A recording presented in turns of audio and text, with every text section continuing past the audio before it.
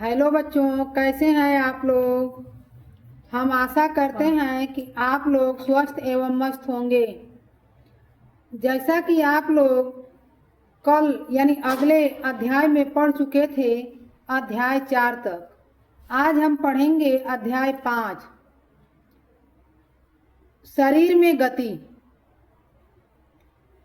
चलिए देखते हैं, आज का टॉपिक रहेगा संधि। संधि क्या है? जैसा कि हम सब लोग जानते हैं कि शरीर में गति कैसे होती है। बिना जोड़ का कहीं हम लोग किसी प्रकार की गति नहीं कर सकते हैं। जैसे हाथ पैर जो भी हम हिलाते हैं, कहीं ना कहीं एक दूसरे से ज्वाइंट होता है, यानी जुड़ा होता है। तो इस तरह से हम शरीर में गति करते हैं। तो आइए देखते हैं कि इसमें संधि क्या है। शरीर के विभिन्न भागों को उसी स्थान से मोड़ अथवा घुमा पाते हैं जहां दो हिस्से एक दूसरे से जुड़े हैं। जैसे कोहनी, कंधा अथवा गर्दन, इन स्थानों को संधि कहते हैं। हमने देखा कि शरीर के विभिन्न भागों को उसी स्थान से मोड़ से घुमा पाते हैं। जहां पर हमारे शरीर का मोड़ होता है, वहीं से हम अपने शरीर के भाग को हिला डुला पाते हैं, घुमा पाते हैं। जहां दो हिस्से एक दूसरे से जुड़े होते हैं, दो हिस्से एक दूसरे से ज्वाइंट होते हैं, यानी जुड़े होते हैं। तो जैसे में कोहनी है, उदाहरण के लिए रखा जाए कोहनी का हिस्सा हम देखते हैं कि कोहनी भी एक दूसरे से दोनों ऊपर नीचे, जैसे हाथ का जो भाग होता है वो जुड़ा होता है। इस तरह से कोहनी के माध्यम से हाथ को हिला सकते हैं। कंधा है, कंधे में भी जोड़ होता है, गर्दन में भी जोड़ होता है। इन्हीं स्थानों को संधि कहते हैं। यानी कहने का अर्थ है कि जहां पर दो हिस्से एक दूसरे से जुड़े हों उसे संधि कहते हैं। क्या कहते हैं? जहां दो हिस्से एक दूसरे से जुड़े हों उसको क्या कहते हैं? संधि कहते हैं। आइए देखते हैं अब संधियों के मुख्य प्रकार क्या हैं। संधियों के मुख्य प्रकार में पहला आता है कंदुक खलिका संधि। कंदुक खलिका संधि में इसमें हड्डी का एक गोल सिरा दूसरी हड्डी के कटोरी जैसे गड्ढे में धंसा होता है। इसमें हड्डी का एक गोल सिरा दूसरी हड्डी के कटोरी जैसे गड्ढे में, कटोरी जैसा जो गड्ढा होता है उसी में एक गोल सिरा जो होता है उसमें धंसा होता है। यह सभी दिशाओं में गति करने की अनुमति देता है। ये क्या करता है? यानी सभी दिशाओं में इसको हम घुमा सकते हैं। जैसे कंधे और हाथ का जोड़, कंधे और हाथ का जोड़ होता है, ये सभी दिशाओं में हम इसको गति कर सकते हैं, यानी घुमा सकते हैं। अगला है धुराग्र संधि। धुराग्र संधि क्या है? इस विधि के कारण सिर आगे पीछे दाएं बाएं घूमता है। इसमें गर्दन और सिर के जोड़ों वाली संधि शामिल है। धुराग्र संधि में है कि इस संधि के कारण सिर आगे पीछे घूमता है। किसके कारण? धुराग्र संधि के कारण। जो सिर होता है वो क्या करता है? आगे पीछे दाएं बाएं घूमता है। इसमें गर्दन और सिर के जोड़ों वाली संधि शामिल है। गर्दन और सिर के जो जोड़ होते हैं ये इसी धुराग्र संधि में ही शामिल होते हैं, धुराग्र संधि के अंतर्गत आते हैं। अगला आता है हिंज या कब्जा संधि।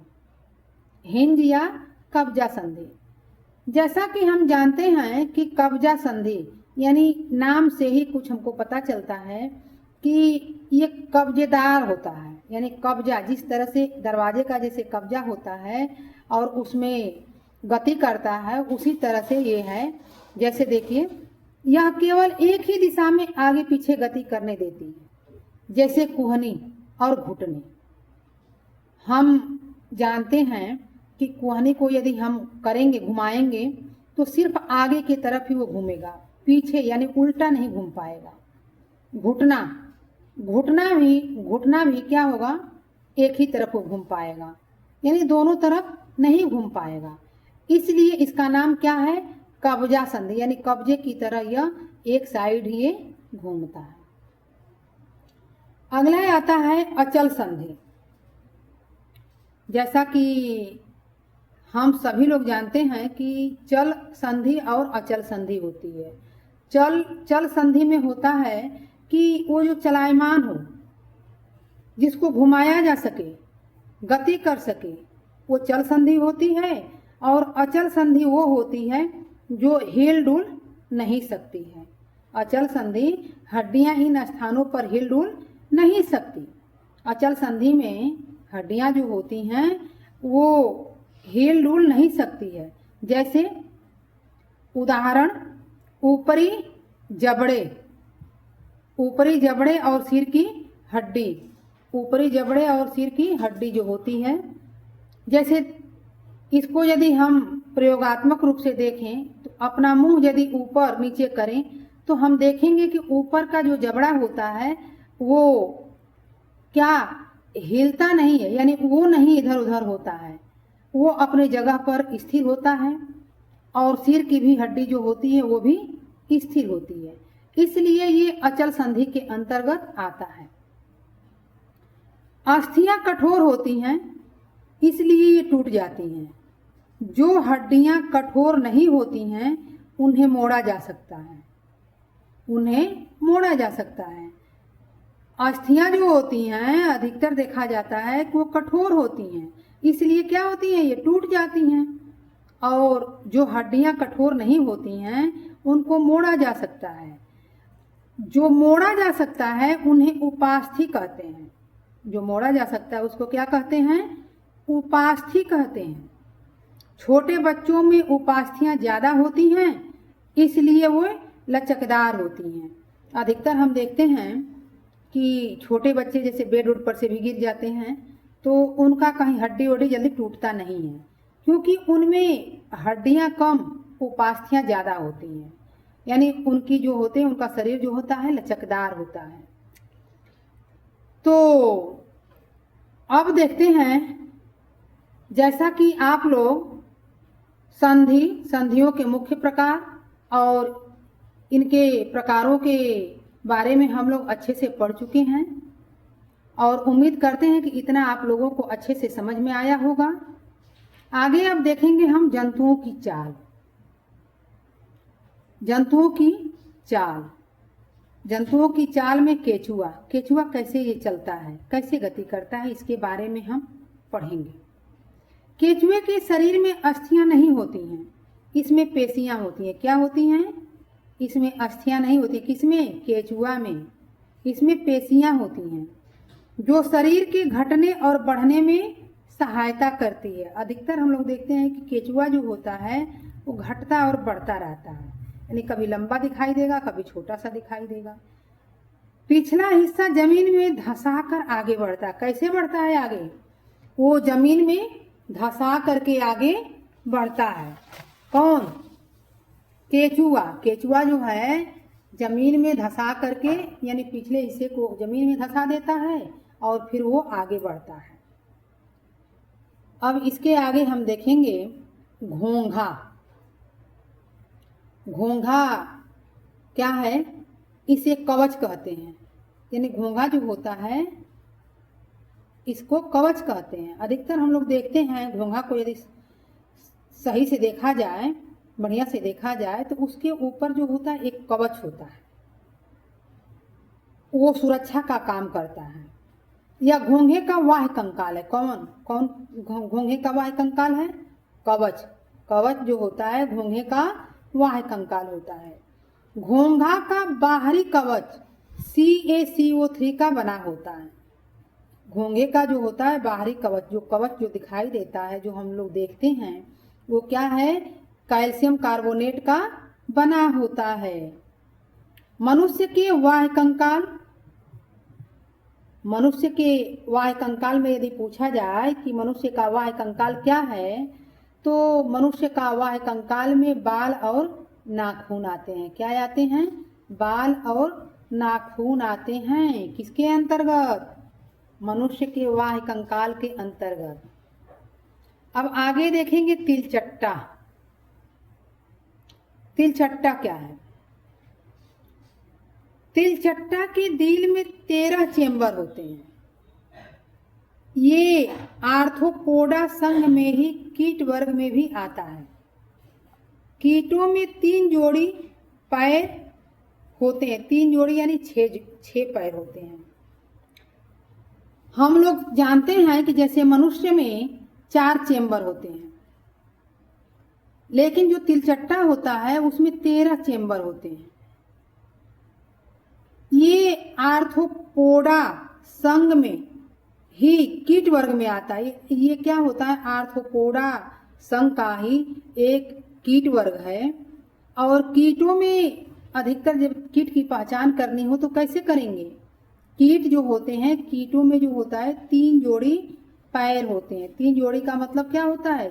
6 पैर होंगे। किसमें? कीटों में। अब आगे देखेंगे, तिलचट्टा के बारे में हम लोग पढ़े, घोंघा के बारे में पढ़े।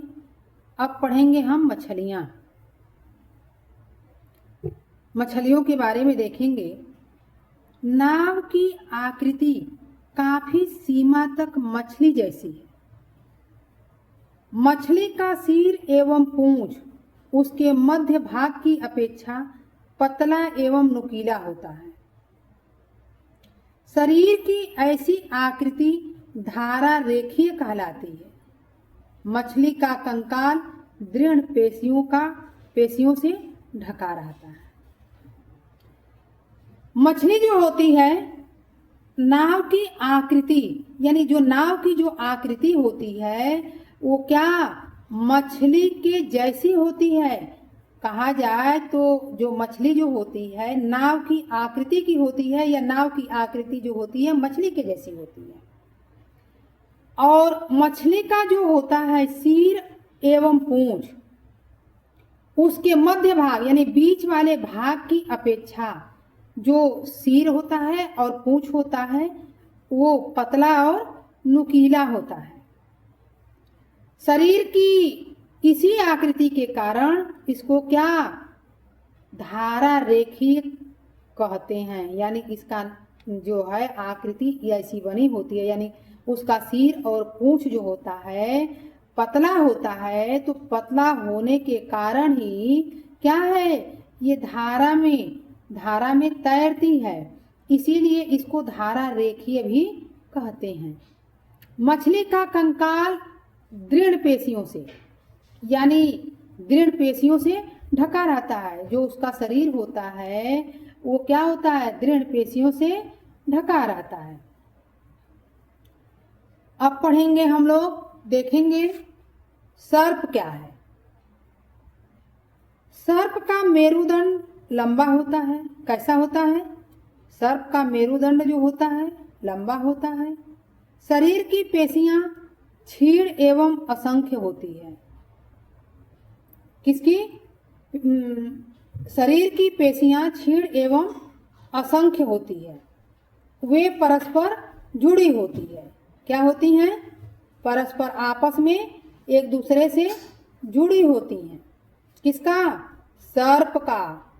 सर्प का जो मेरुदंड होता है वो लंबा होता है और शरीर की जो पेशियां होती हैं वो क्षीण एवं असंख्य होती हैं और वे एक दूसरे से जुड़ी होती हैं।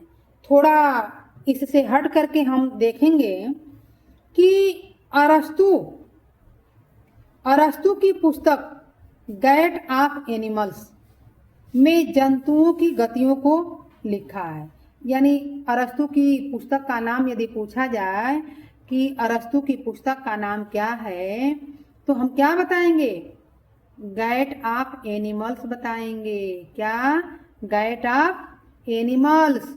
और ये है क्या?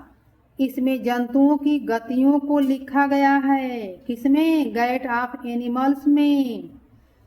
अरस्तु को जंतु विज्ञान और जीव विज्ञान का पिता कहा जाता है। क्या कहा जाता है?